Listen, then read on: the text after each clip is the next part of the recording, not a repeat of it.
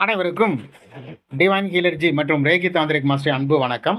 இன்னைக்கு நாம் பார்க்கக்கூடிய தலைப்பு கோல்டன் ஏஜ் சத்திய யுகா அப்படின்றத வீடியோவில் உண்மை மற்றும் ரகசியங்களை பற்றி பார்க்க போகிறோம். சத்திய யுகம் என்பது 4 யுகங்களில் முதலாவது யுகம். இதை கிருத யுகம் என்று அழைக்கிறார்கள். இந்த யுகம் தர்மம் முழுமையாக நிலைநிற்கக்கூடிய யுகம். சத்திய யுகத்தில் மக்கள் எல்லோரும் சத்தியத்தையே வாழ்வாதாரமாக கொண்டு வாழ்ந்தவர்கள். அமைதி, அன்பு, ஒற்றுமை நிலை பெற்ற காலம் அது. சத்திய யுகத்தில் பொய், பொறாமை, கோபம், காமம் எதுவும் கிடையாது.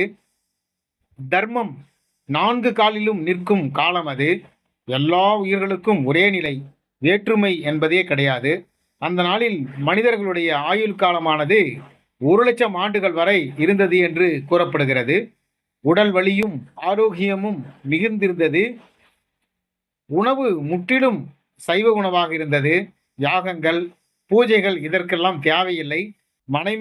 மனம் தூய்மையாக இருக்கும் பொழுது இதெல்லாம் தேவையில்லை அப்படின்றது. எல்லோரும் தியாகம், யோகம் செய்து வாழ்ந்தனர். சித்தர்கள், முனிவர்கள் மிகுந்து அதிகப்படியான வாழ்ந்தவர்கள் இந்த யுகத்தில்தான். பூமியில் இயற்கை செழிப்பு மிகுந்திருந்தது. வறட்சி, பஞ்சம், நோய் போன்றவை இல்லவே இல்லை. தண்ணீர் தூய்மையாக இருந்தது. நதிகள் புனிதமாக இருந்தது.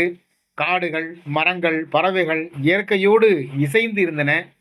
மனிதர்கள் அமரர்கள் போல் இருந்தார்கள். பிறவி சுழற்சியில் பந்தம் குறைவாக இருந்தது.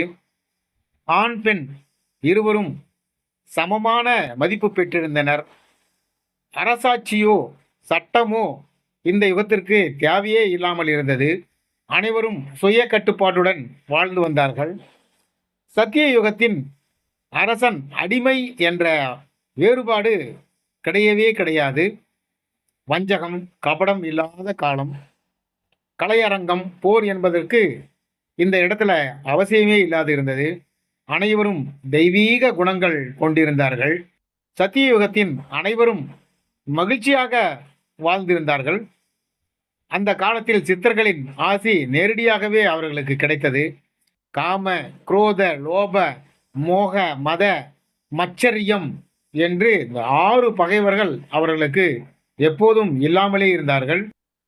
சத்திய யுகம் 17,28,000 ஆண்டுகள் நீடித்தது என்று புராணங்கள் சொல்லுகிறது. 17,28,000 ஆண்டுகள் இந்த சத்தியயுகம் வளர்ந்திருந்ததாக புராணங்கள் சொல்லுகிறது. 4 யுகங்களின் மிக நீளமான யுகம் இதுவே. சத்தியயுகத்தின் அமிர்தம் போன்று காற்று வீசியது. நோய்கள் என்பதே இல்லாத நிலை இந்த நிலை. அப்போது தெய்வங்கள் நேரடியாக மனிதர்களுடன் கலந்துரையாடி பேசினார்கள். தெய்வங்களுக்கும் மனிதர்களுக்கும் எந்த வித்தியாசமும் இல்லாமல் இருந்தது. ஏன்னா தெய்வங்களுடைய கடாட்சங்கள் முழுமையாக இந்த மனிதர்களுக்கும் இருந்ததன் காரணமாக வானுலகம், பூமி இடையே பிரிவு குறைவாக இருந்தது. மனிதர்கள் தங்கள் மன வலிமையால் எல்லாம் செய்து கொண்டார்கள். விஷம், கொடிய விலங்குகள், தீமைகள் என்று எதுவுமே கிடையாது. மனிதர்கள் எல்லோரும் ஒரே குலம், ஒன்றே குலம், ஒருவனே தேவன் என்ற முறையில் வாழ்ந்து வந்தாங்க. மதம், ஜாதி, மொழி என்ற பிரிவுகள் அங்கு கிடையாது. சத்தியயுகத்தில் கோயில்கள் தேவைப்படவில்லை. என்ன காரணம்னா உள்ளமே பெருங்கோயிலாகவும் ஊனுடம்பே ஆலயமாகவும் நம்முடைய பேசக்கூடிய வார்த்தையே மந்திரங்களாகவும் இருந்ததுனால இந்த கோயில்கள் அந்த நேரத்தில் தேவையில்லாமல் இருந்தது. மனிதர்களே தெய்வங்களாக இருந்ததன் காரணமாக அந்த கோயிலே தேவையில்லாமல் இருந்தது. தியானத்தில் எவரும் பரமாத்மாவை காண முடிந்தது. யார் மெடிடேஷன் பண்ணாலும் அடுத்த நிமிஷம் பரமாத்மாவை அவங்க பார்த்தாங்க. மந்திரங்கள், ஜபங்கள் எல்லாமே அந்த சமயத்தில் சக்தி வாய்ந்ததாக இருந்தது. மனிதர்கள் பிறவியின் கர்ம பந்தம் குறைவாக இருந்தது. அன்பு சக்தியினால் எல்லாம் நடந்தது. சத்திய யுகத்தின் காலச்சக்கரம் மிக மெதுவாக இயங்கக்கூடியதாக இருந்தது. சூரியன், சந்திரன், கிரகங்கள் சகஜகமாக இருந்தது. இயற்கை பேரழிவு எதுவும் அந்த நேரத்தில் ஏற்படவில்லை. அனைவருக்கும் ஆனந்தம், ஆனந்தத்தில் ஆனந்தம் அப்படின்ற நிலையில் இருந்தாங்க. சத்திய யுகத்தில் ஆரம்பம், நடு, முடிவு என்று எதுவுமே உணர முடியாத நிலையில் அது இருந்தது. என்ன காரணம்னா எல்லாமே ஒன்றா இருந்த காரணத்தினால மனிதர்கள் இறைவனுடைய சக்தியின் பிரதிபலிப்பா அவர்கள் இருந்தாங்க.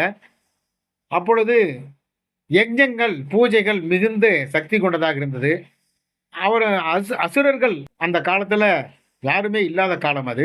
மக்கள் சத்தியம் தர்மம் அகிம்சை வழியிலே நடந்தார்கள்.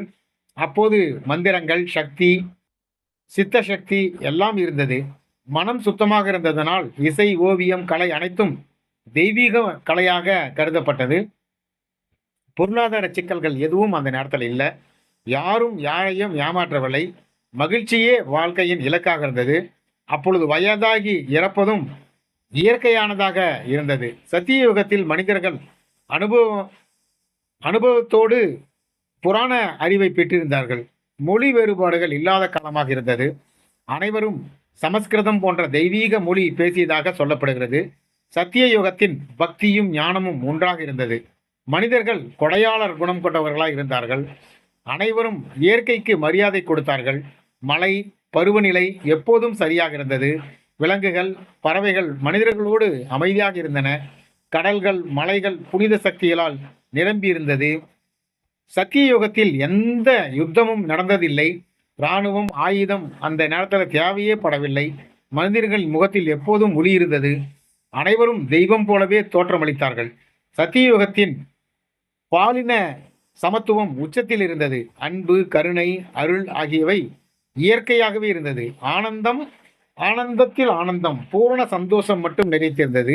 சத்தியுகத்தின் ஆசைப்பட்டால் துன்பம் போன்றவை இல்லை. மனிதர்கள் நேரடியாக கடவுளோடு பேச முடிந்தது.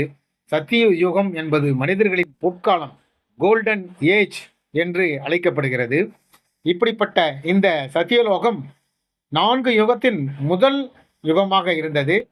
இது ஒரு தகவல் அடிப்படையில் இந்த யுகத்தினுடைய பண்புகளை தெரிந்து கொண்டீர்கள்.